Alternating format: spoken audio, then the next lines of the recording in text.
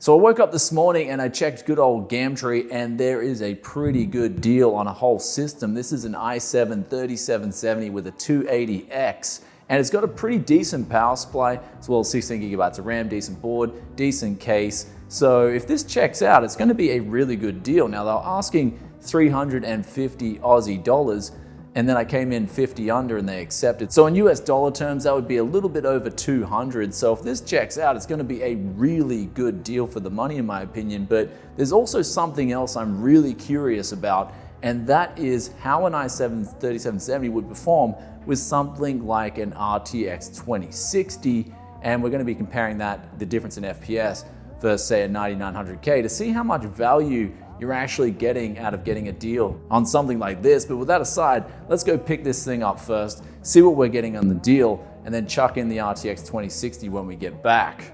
Today's video is brought to you by the Z390 ASRock Phantom Gaming X. With a massive heatsink covering 3 NVMe slots at the bottom, a flexible integrated I/O shield, and also Wi-Fi 6, this board has it all if you're looking for a top-tier Z390 motherboard. Links in description below to find out more.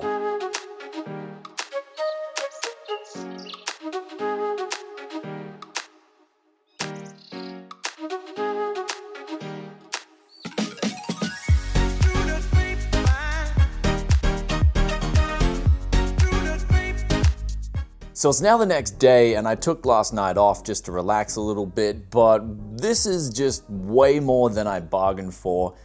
Wow, we've got a Gigabyte G1Sniper in here, as well as a 3770K, so they actually mislisted the CPU. And then we've got the 280X there, which we're going to pull out very soon and put in an RTX 2060, but a decent power supply, 650 watt. It's got 1.5 terabytes of hard drive, so a singular 500 gigabyte, singular 1 terabyte. Then we've got 8 gigabytes of RAM. So this is just, I'm blown away by this because the case is actually not too bad as well. You got two blue LED fans at the front for bling. This one here being RGB, you can control it to whatever color you want. And then I asked them, have you got any other parts that just don't work or have problems? And they had this, which they chucked in for free, X58. I don't even know the CPU yet, but it's got one of these older coolers on it.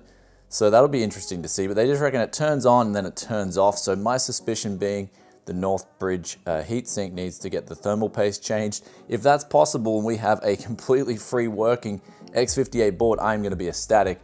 And then there's this as well, a HP board. They said they put in a graphics card and there's absolutely no signal coming out of it. But when I saw it's a HP board, it's pretty obvious to know why, the secure boot and stuff like that. So I'll take a look at that and see what we can do with that. But the main one here is just such good value for money. This is what it's all about with hustling. And the funny thing was, when I went over there, it was about 4:15 p.m. when I picked it up. They said someone else was ready to come at 6 p.m. So I was lucky I got in there early. Otherwise, the person who was selling it would have just sold it to someone else. So that was really awesome to see. But let's give this thing some proper tech yes loving and then boot it up and let the benchmarks begin.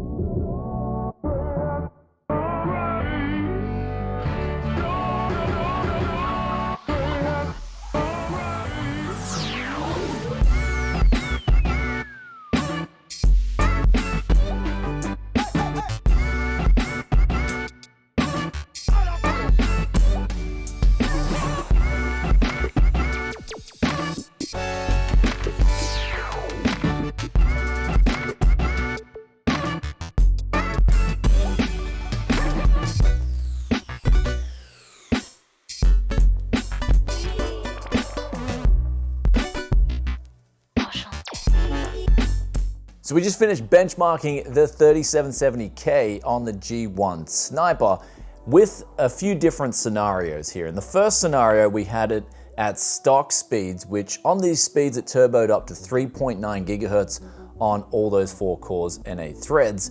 And that was coupled with 1600 megahertz CL11. That's the default timings for this memory. Now with some different configurations of memory, you'll usually get either 1333 megahertz CL9 or 1600 megahertz CL11. It usually tends to default to those two. So going into your BIOS, and especially if you've got XMP profiles on and enabling them, will give you quite a big boost, as we're seeing in some of these titles here. We'll pull up the worst case scenario first, which I noticed was Far Cry New Dawn, where we saw an average FPS of 60 and then a minimum of 37. But when we overclocked just the memory alone, and we had some G-Skill stuff here, 2133CL11, we then went up to 77 average FPS and 51 minimum. Now, we do have the 9900K in the fray here, and of course that's going to do the best with the RTX 2060. There's no denying that. We've also got an aggressively out-of-the-box clocked RTX 2060 Strix OC.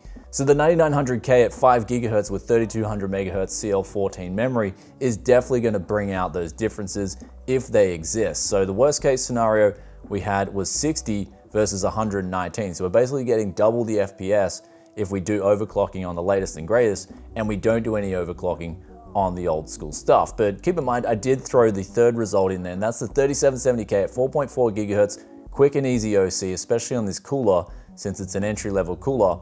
And then we had the memory at 2133 as well. And we saw 83 FPS and 55 minimum. So we could see that overclocking helped this out and gained over 33% FPS alone just in Far Cry New Dawn. Now going over to the next game, Apex Lognots, and we had here 93 average FPS when we had the memory overclocked, 90, and then also 94 with the CPU overclocked as well. So that's versus 105 on the 9900K. So it wasn't a whole lot of a difference here. About a 10% gain on the 9900K, and then about 5% gain when we overclocked versus the stock configuration. So Apex Legends is definitely showing what it can do if a game is very well optimized on the CPU side, even with a powerful graphics card.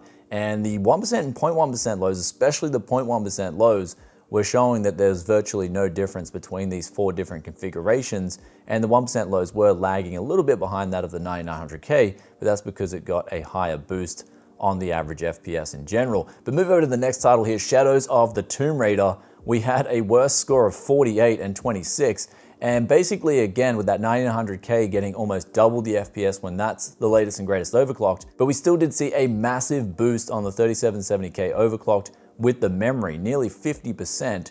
So that was great to see, and it shows the potential of the overclocking. And this game's actually quite CPU demanding on the memory side at least. If we look at the overclocks, the extra 500 megahertz made a 8 FPS difference, but overclocking the memory alone made an 11 FPS difference, and that picked up the minimums as well. And then pulling up Tom Clancy's The Division 2 for the last title, we had here 117 FPS on the 9900K with 83 1% low and 55.1% low. The overclocking didn't really help on the side of the 3770K, both on the memory and the CPU speeds, but the memory, if anything, did make more of a difference than the CPU speed overclock. So that was pretty good to see, and it does sort of paint this picture now when we move over to a conclusion of these results. But we're still going to do a little bit more with this video, so don't worry. We can see that memory speeds, especially on DDR3, you definitely want to extract the most out of them if you can. I know, for instance, when I've manually overclocked even some pretty bad 1333 MHz memory, I can generally get that stuff up to 1866 in dual channels. So if you've got two 8GB sticks and you go into your BIOS and you check the speeds are like pretty low, you manage to have a little crack with the main speed and the sub timings, and then maybe up the voltage to around 1.6 volt, and you should be good to go. You should be getting some benefits in terms of average FPS and also 1% and 0.1% lows, as we saw with some of these titles. But it does, of course, depend on the title being played and how that relates to whether the memory speeds or the CPU speeds are going to make more of a difference. But of course, the last graph I've got to pull up for you guys is the power consumption between these two rigs, which did mean some power savings compared to that of the 9900K when that was overclocked. So overclocked versus overclocked, we're saving roughly 45 watts, but I did test this with the same power supply, and that was very important because if I tested it with the Corsair power supply, it's much more efficient than the one that we had, the Thermaltake SmartFlow, in the rig that I picked up. So I tested it with the 80 Bronze on both scenarios so we could get an apples to apples comparison, and it's about a 40 watt difference in Unigine heaven. So that's sort of like a realistic power consumption benchmark on average between CPU and GPU utilization. So that was pretty good to see that 3770K is still going pretty hard. But the main question still needs to be answered, and that is, should you couple an RTX 2060 with a 3770K in 2019? And the answer would be, I mean, if you can pick it up cheap enough, then why not? I mean, the results here today didn't show any stuttering. So mainly going back to the 1%, 0.1% lows, especially when we overclocked the memory, it was really smooth in these 4 titles that we played here today. Not to mention if we decided to step things up to 1440p, we would see the difference between this and the 9900K diminish even that much more. It's pretty much double that of the whole price I paid for this setup, and that still included a 280X. So adding in an RTX 2060, if you can get the whole build set up right, is not a bad choice. I mean, personally, I could see myself doing this, the worst case scenario being Shadows of the Tomb Raider, the best case scenario being Apex Legends, where we didn't see a whole lot of a difference. So these were high settings as well. I didn't test ultra settings. I'm pretty sure if I tested ultra settings, the differences would have diminished a little bit more between the two, since it would have been putting more strain on the GPU. Though regardless of all that, let us know in the comment section below what you think of the 3770K. Though after some recent conversations, before we move on to the X58 stuff, I will point out some of the negatives with this older gear, and that is simply in this case, I believe the age would be the most important factor to pay attention to. How much longer is this hardware going to last? And in this case, I checked the G1Sniper's caps on the motherboards, and this thing really hasn't been used a whole lot. If you guys want to go out and buy old used gear like this, make sure it boots up, make sure there's no problems, and also just check the caps on the motherboard. That's a quick and easy way to see how much life you're going to have left in your system. But on that note, this motherboard does have USB 3 out. It's got USB 3 on the rear. It's got dual NICs. It's actually a pretty loaded board. The only thing it's really missing is the M.2 native NVMe on board, but you can still get a PCIe adapter, but you would again still have to update the BIOS. So that's probably the biggest negative coming out of this. There's also no 5V or 12V RGB headers on the board, but generally with the newer boards, that only comes on the more expensive options. And considering the price we paid for this today, it was definitely an awesome local deal. Let us know in the comment section below what you guys think of this deal. But with that aside, let's check out this X58 board and see if we can get it to boot and not switch off after a couple of minutes. Because at least with X58 in the BIOS, it'll actually tell you your Northbridge chip's temperature. And if you just see that continually rising, well, you'll know where that's the problem. But before we even switch it on, I'm just gonna actually clean that Northbridge heatsink just to make sure, save some time, because I think that's most likely where the problem lies, but let's find out.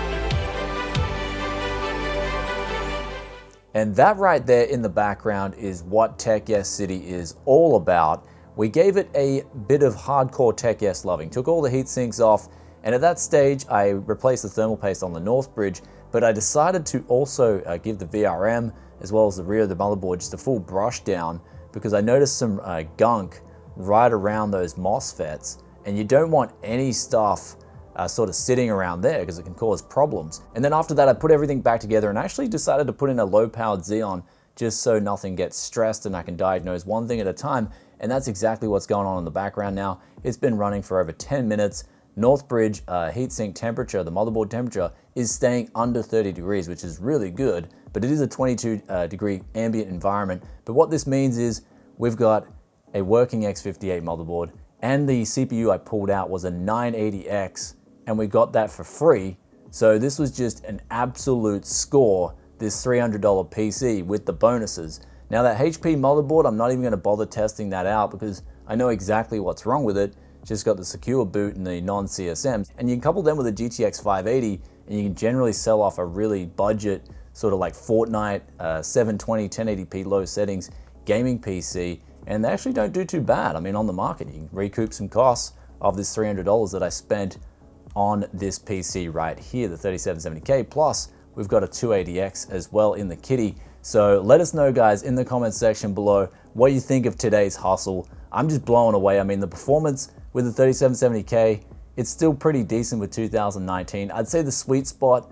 in terms of coupling this with the new graphics card would be more along the lines of the 1660 1080p. But the RTX 2060, if you want to do that and go with that route, just make sure you do overclock your memory and also your CPU to get the best performance out of this old gear. But with that aside, guys, just another day, another hustle. But also one thing I forgot to mention earlier with the 3770K setup was when I first booted it up with the RTX 2060, it didn't boot properly.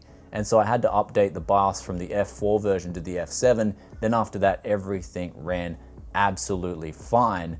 So if you do get these old rigs, make sure you do update the BIOS on them to run them with the latest hardware if you're gonna do sort of like a hybrid like I did here today. But other than that, everything's running well. I'm super happy because now I've got one of my favorite boards, and that's the X58 Deluxe. This is actually literally one of my favorite boards of the X58 lineup. It had a really good VRM, the price point was pretty good, had USB 3, had all the BIOS features that you'd want to overclock, and the best thing too, with that Xeon multipliers, it managed to get them overclocked on the top turbo clocks too on all cores. So that's why this one in the background is one of my favorite boards. So you can expect it in a showdown in the next couple of weeks against a particular brand new CPU that's coming out, as well as Intel's latest and greatest. Because it should be no secret by now that I love myself a good deal. And with that aside, guys, if you enjoyed this video, then be sure to hit that like button. Also, let us know in the comment section below what you think of today's deal. Love reading your thoughts and opinions as always, and I'll catch you guys in another tech video very soon. Also, if you want to see these videos the moment they drop, sub button, and you can ring the bell. It's down there, and I'll catch you in the next one. Peace out for now. Bye.